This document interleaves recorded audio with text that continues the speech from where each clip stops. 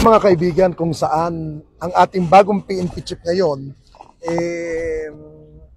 sinasabi niya na hindi niya na natin kailangan pumunta sa mga himpilan ng kapulisan o sa tanggapan ng kapulisan dito sa Metro Manila, na kung saan sinisimulan na po ng ating kapulisan sa pamumuno ni PNP Chief Nicolas Torre III na isang tawag mo lamang sa 911, magre-response po ang ating kapulisan sa loob ng 5 minuto. Kaya po mga kaibigan, tulungan po natin ang ating kapulisan para po maging matagumpay ang kanilang project para labanan ang mga criminality. Na kung saan, ang gusto lang naman ng ating pamunuan ng PNP na maging safe ang ating mamamayan, maging ligtas ang ating mga kababayan, at higit sa lahat, maging biktima ng uri ng kahit ilanuman criminality.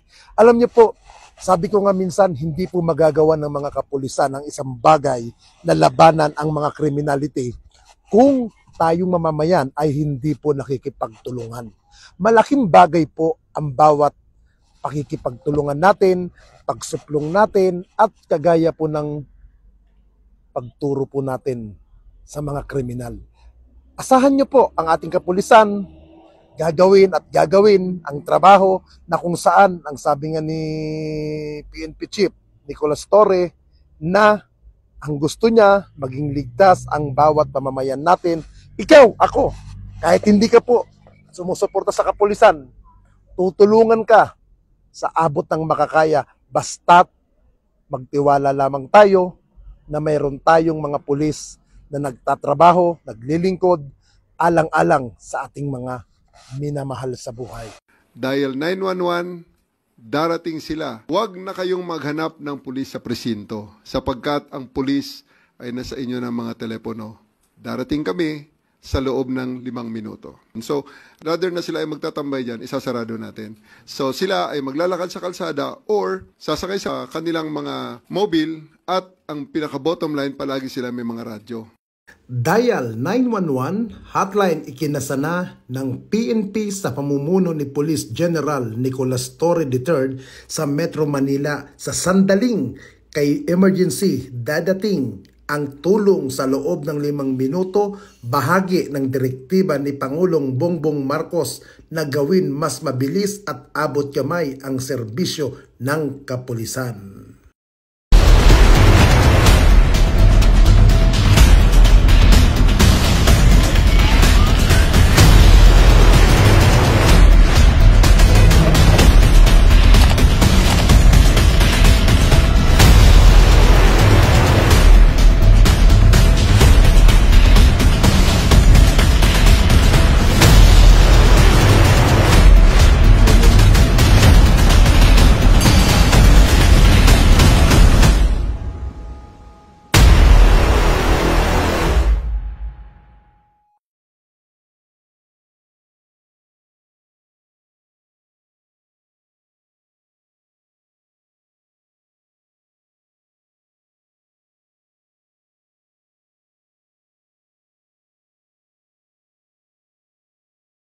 Mga kaibigan, tandaan nyo lamang, i-dial nyo lamang 911.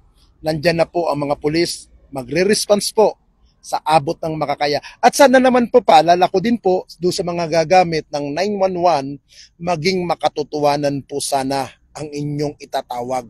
Huwag nyo pong paglaruan o huwag nyo pong gamitin sa inyong mga prank ang 911 dahil meron pong kaakibat po yan na parusa sa mga taong sasayangin ang bawat minuto ng tawag sa 911. Dahil ang 911 po ay response po yan ng ating kapulisan dyan po sa Metro Manila para masugpo ang lahat ng criminality na inyong ililapit, ang inyong irereklamo ay mabilis pong ma-actionan. Again, suportahan po natin ang 911 tugon para laban sa criminality.